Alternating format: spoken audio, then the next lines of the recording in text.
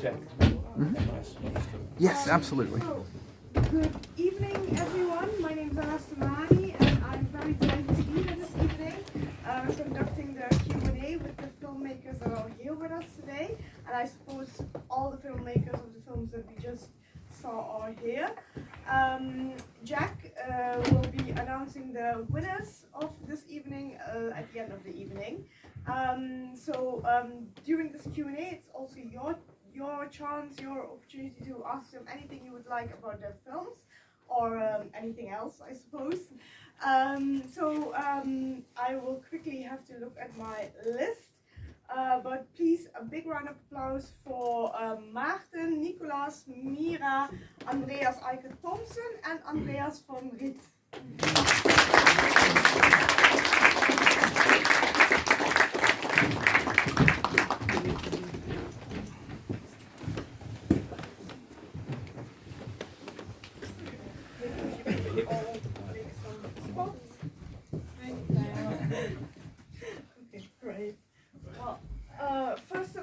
Before I ask you, when I ask you your first question, I would like to ask you to introduce yourself briefly and also introduce your film.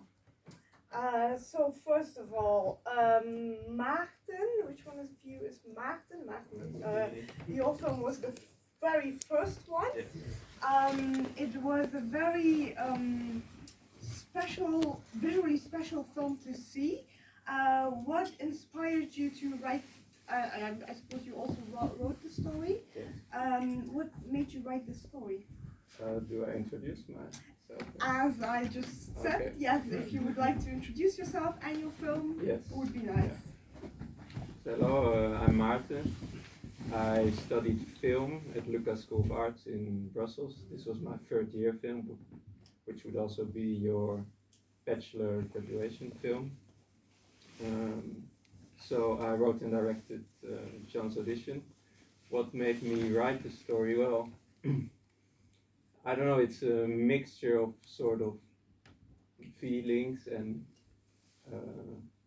thoughts I was going through at the moment. It all started with the camcorder idea, and I wanted to really the contrast between the black and white stuff and the camcorder in color. So it mainly started with that idea that I wanted to do something with that contrast and with the handheldness of the camcorder in comparison to the like very stylized black and white shot by Lenny Somers. He's sitting there, the DP.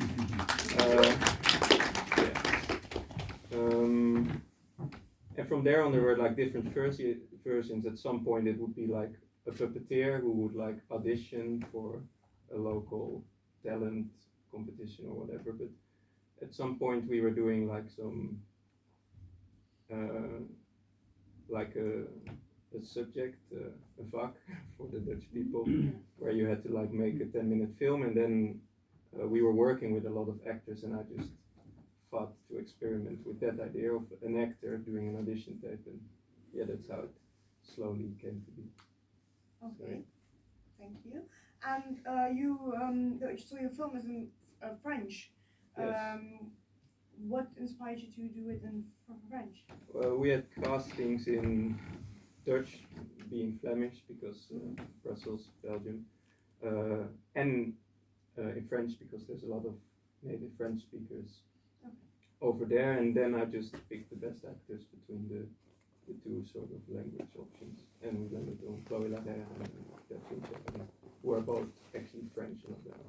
Yeah. They are France-based or? They are both Brussels-based, like a lot of actors go there for work. Okay, thank you. So which one of you is Nicolaas? Yeah, I suppose you're me. Nicolaas. So the show, your film is the second one we saw, Yes. and it shows a clash between the two main characters. Yeah. So if you could briefly introduce yourself and what made you write this story? I'm Nicolaas, I'm from Ghent, from Flanders. I have a question first. Did anyone understand this language? Is everybody here Dutch or English or? We have two Belgians over there. Yeah. Yeah, it's spoken in Ghent, It's a dialect from Flemish, so I didn't know if everybody would understand it. But I made a film. It's a class about a father and a son who didn't do well in their life, and yeah, they hadn't spoken for 10 years. And on the way, when the older man gets older, the son is embracing his dad a little bit, and they want to go on a trip with his wife.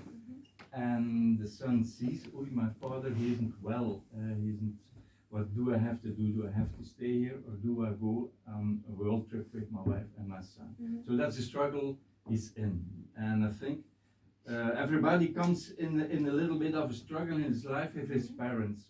Do I do my own thing, not go visit, I have my own life, or do I go with my parents and care for it and put my own life aside? So that's a little bit the story between these two. And well, what inspired you to tell this story? I'm in the middle of it. Okay. Yes, my mother is 80 years old, 82. So I'm a director. I'm writing a movie now, or who done it? A feature film, yes. So and I have a son, I have a wife, and I have other things I do in life. And my mother is now in a foster home, no, with a parent home or Alkadri. yeah, that's it. Yes. So I have to go there 2 or 3 times a week, and it's I think it's very hard. It's very hard because I always have to go in the middle of the week and the middle of the day. She's lonely there, of course, so I go there. But it's always interrupting my things I want to do. You know, if somebody knows who's writing films or writing features, it's a process. You want to get in and you don't want to get out. So it always drags me out. So my story doesn't go well, my whodunit. It goes, but very, very slowly, because I have to go with my mother. It's not the main reason, of course, but it's always a reason. So I found it, but now I made peace of it. I go there, and my story can wait. So that's it. But it's not the film.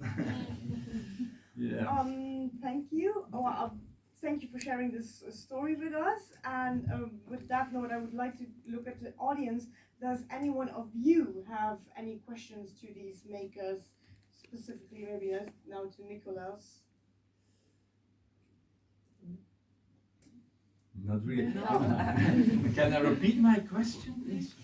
Are there Dutch men here? Yes, of course. There are. Yeah. Do you understand this language? Yes, Yeah? No, mostly. But it was Mostly. subtitled. Okay. You can So see you it in read English as subtitle. well. You have to look to the A lot of subtitles. times we have to look at the subtitles as well. Okay.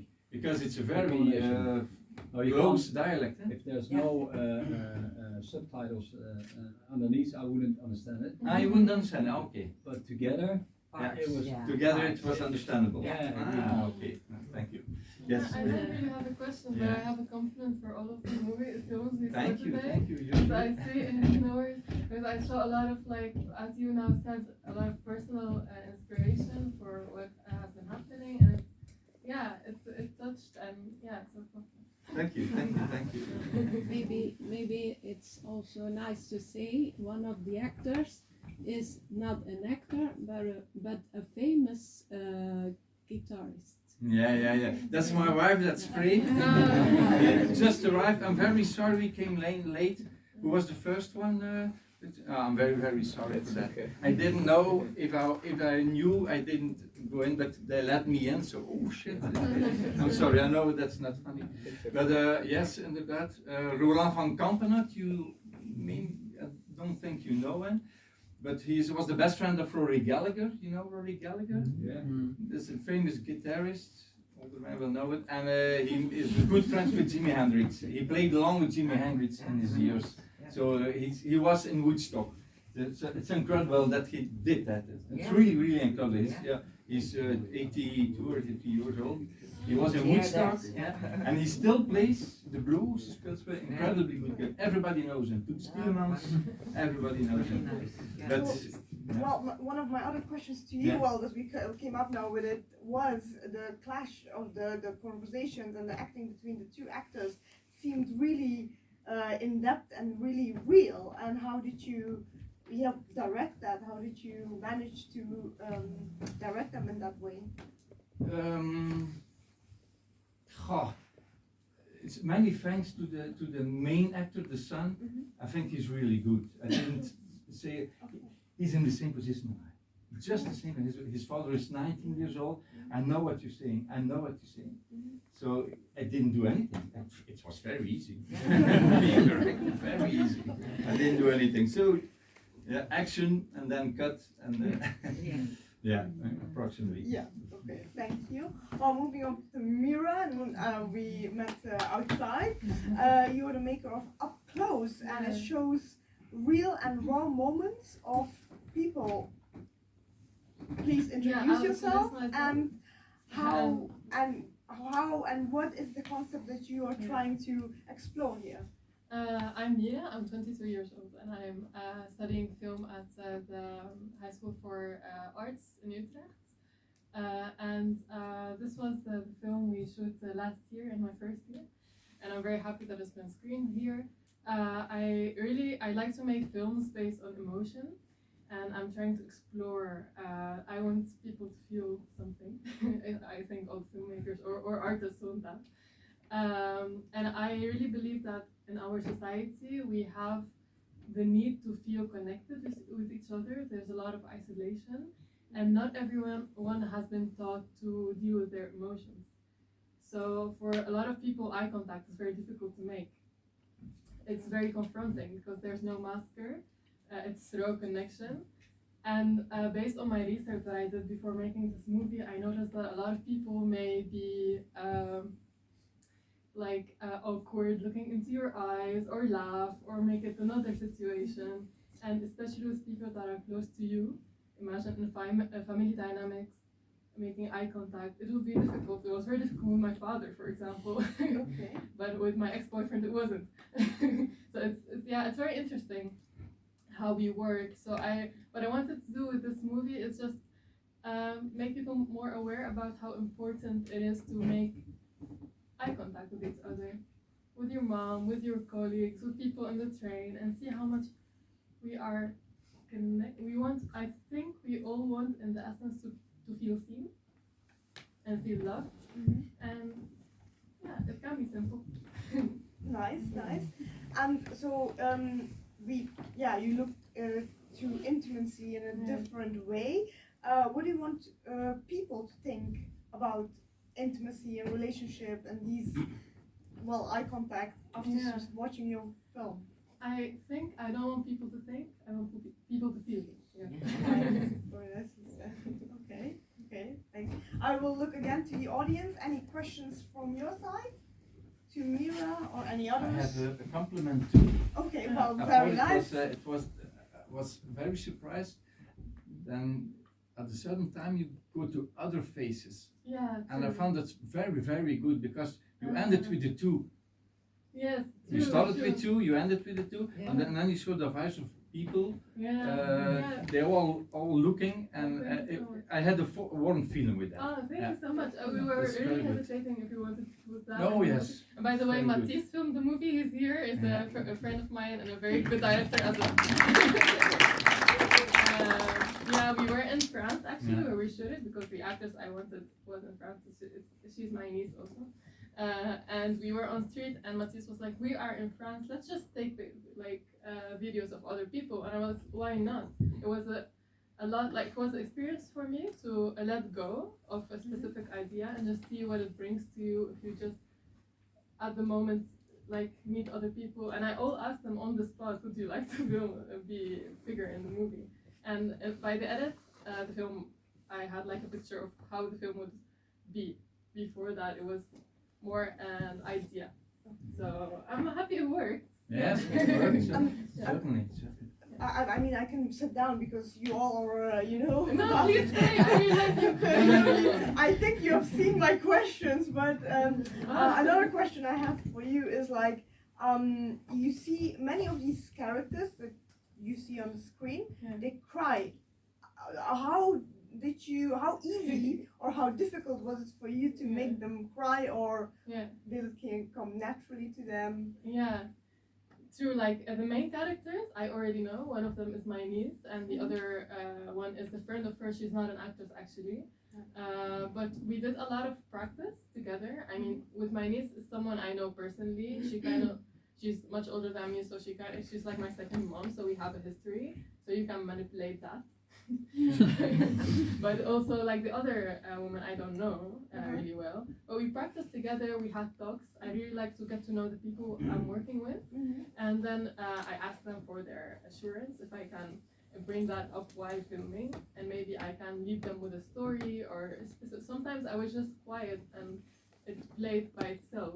But I think the first thing is you have to get their you want them to feel safe. And that's the first, most important one. With the people on the street, it went, I don't know how actually, but it was, I think I'm a very spontaneous person, and some people I wanted to be a part of the movie. I just talked to them and it worked. Some people said I don't want to be a part of the movie, and so they did cry. Maybe later I saw them home. but yeah, it's trying to connect people maybe, yeah. Nice, yeah, very beautiful. Yeah, it was really beautiful to see. Moving on, considering also time, we have two Andreases here. So, which one of you wants to go first? Your film was first, right? So you can go. Well, based on that, Andreas Aicka Thomsen, am I pronouncing that correctly? Approximately. So your film is, please do say your name as it should be. Do say that, and also so your film is Moya. Am I pronouncing that correctly as well? Anamoya. Anamoya, okay. Explores the feeling of longing, well, that's how I experienced it. And what inspired you to delve into this concept? And please do briefly introduce yourself. I'm not very fond of public speaking, so this will be brief, hopefully. About myself, I studied at the Art Academy in Norway, and this was a film during the studies. And I was really interested in how the poetry could be used as a kind of tool to describe, I guess, connection and disconnection of what is tangible and what is not tangible, and what it might be an illusion at one point, and or rather it might change into something that we cannot touch, similar to a phone nowadays, some sort of connections, things in our hands, and what's in our mind, what's beyond our mind. This kind of dimension, atmosphere, I tried to investigate, so to speak. Okay, interesting. And we follow the story. Well, yeah, the story of three characters, but also three areas, I suppose. How did you connect them or disconnect them in such a certain way that they were fluting into each other? Required some coordination. We had to film one thing during the winter and then go to another location and film another thing during the summer, basically. And then cut them together somehow, using the three different languages. And the characters, were they, while shooting during the process, were they aware of each other? Of each other's existence? No, one of them described it as being quite schizophrenic, because you had to imagine things that weren't there, basically, and look into the camera, which was kind of me looking at them, but through a small kind of lens. And then they had to imagine another person simultaneously. So they used their own kind of, imagination, their own memories, and this was quite interesting to be a part of as well, how to do that in practice, basically. Yeah, very interesting to see. Well, I will keep it short for you, as you mentioned. Andreas van Riet, nice to see you again. Your film was the last one, Nettleman. What inspired you to explore the balance between the child's encounter with the unknown and the reality? And if you could also briefly introduce yourself and what would inspire you to make this film. So I'm Andreas from Riet. This is my 8th film, and this was my graduation film for the London Film Academy, where I studied. For me, I think what you describe as the unknown in the film, for me, I would view that as adulthood, and for me it's partly a film about growing up and sort of the innocence of a child and the way that that can go into any direction, and how still malleable they are to impressions and things that are happening in their lives, and things that are and how they don't understand everything that's happening. I think it's a bit of an abstract film because you're looking from his perspective and he doesn't understand everything that's going on, so we're missing some details. There's a character who appears and kind of disappears, and we see a mother crying, but we don't know exactly what's happening. And I feel like that's I was interested in that because I think that's the experience of children in a lot of ways. You just have to go along with everything, and your parents kind of make decisions about your life, but then also there's a mysterious place where you can go and discover things yourself, and that's him, I think, going to the forest and finding these things that are maybe his imagination, or parts of it at least painted by his imagination, of course, by just his experience, I guess. So the Nettleman is a pivotal figure in this story. How did you develop his character as being mysterious but still something to be a real figure, because his mother appears to know him in a sense? Well, I was interested in the first idea that I had, which kind of gave birth to the film, was to use the nettle plant as a sort of metaphor for the duality of man. I was a bit interested in Jung, and the thing that which means that we all have the capability of good and evil inside of us, and that kind of ties in with the young child who can grow up to be anything. And I wanted to use the nettle as a symbol for that, because it can sting you, but it's also can be good for you if you make it into tea or soup, like she said. And I wanted to push that by materializing that concept into a living person or a real life example, and see if also for the character of the mother, if her belief sort of tracks when she's confronted with that. She thinks about, she teaches him about this nettle, and in a way about, things something that seems bad can also have good qualities to it. Don't judge, immediately.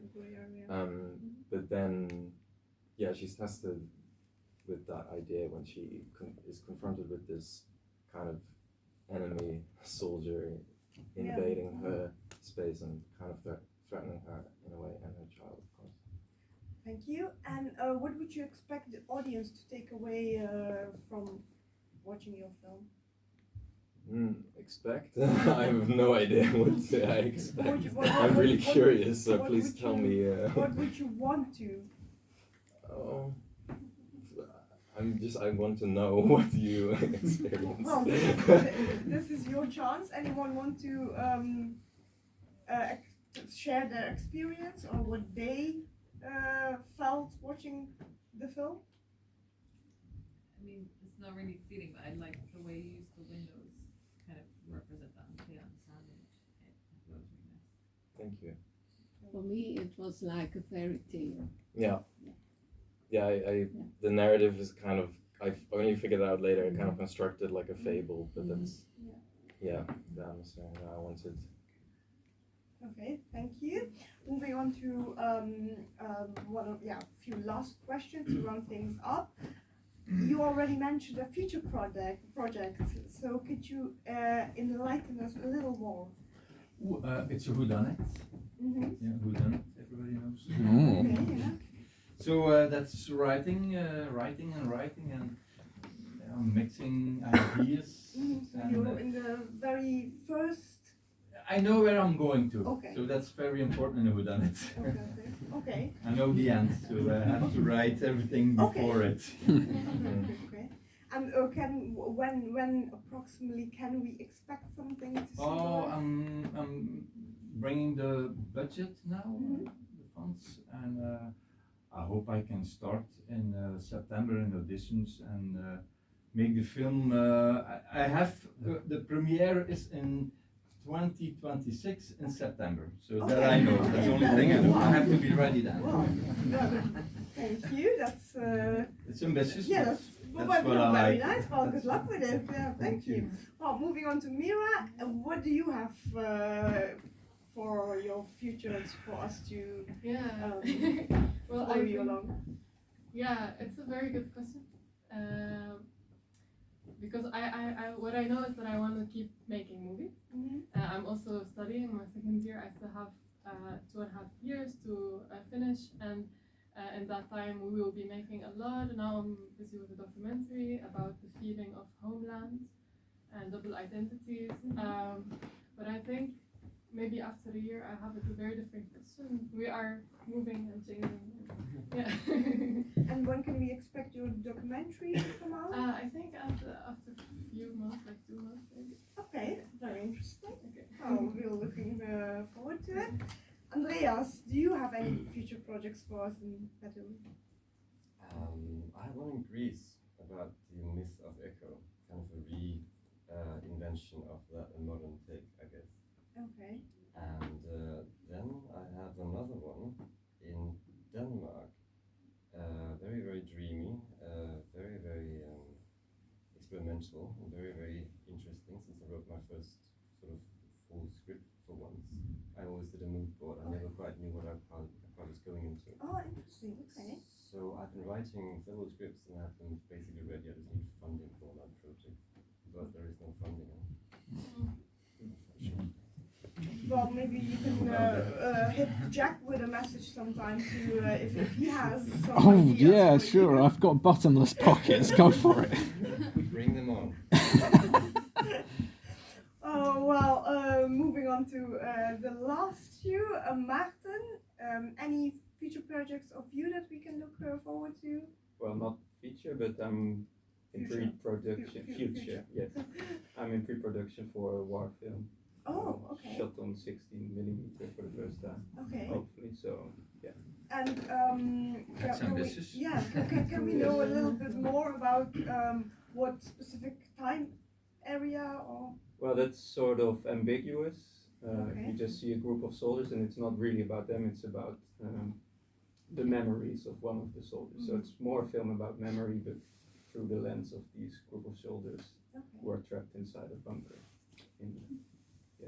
Okay, interesting. And any time when can we expect it from you? Not really a clue, I hope, in like Okay. 4 months. That would be nice. Okay, 4 or 5 nice, months. nice. Yeah. Very nice. Andreas, any future projects of you that we can look forward to?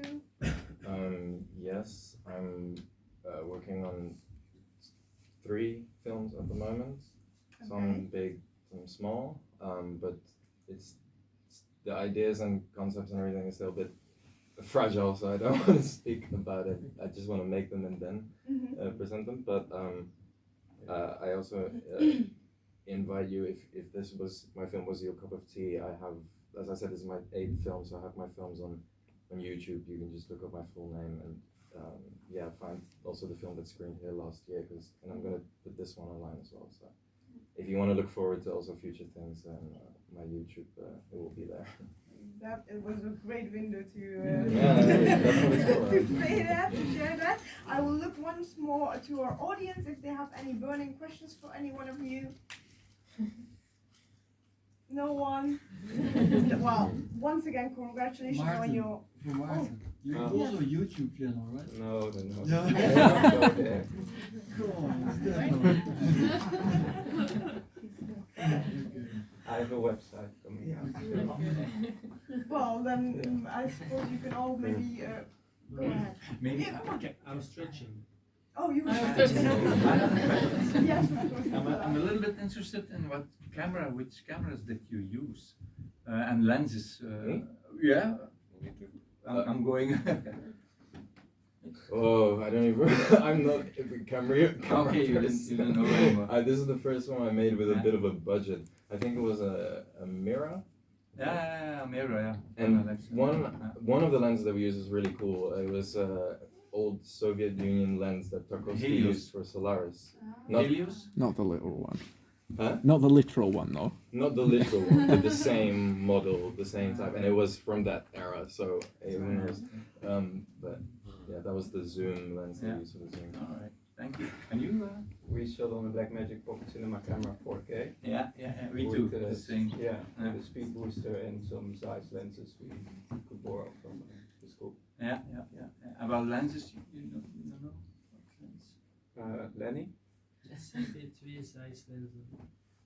Excuse me? CP2 CP2 size Yeah. lenses. Size lenses, yeah. Yeah. Mainly Nice. 24 millimeters. Yeah, if I yeah. remember correctly. Sorry, it's a little bit technical. You, What? I shot on a Panasonic S5. Yeah. Basically photography lenses. Yeah. And a Nikon 85. Yeah. Thank you. Ja, oké. And you know, En jij weet het.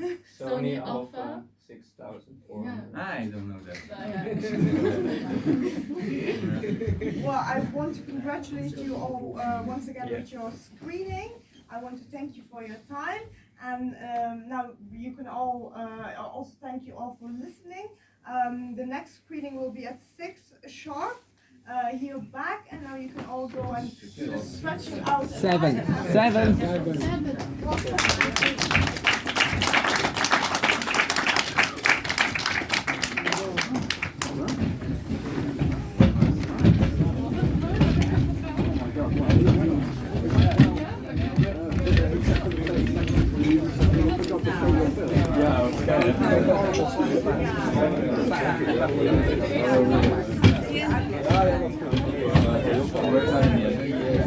Let's shift out of here.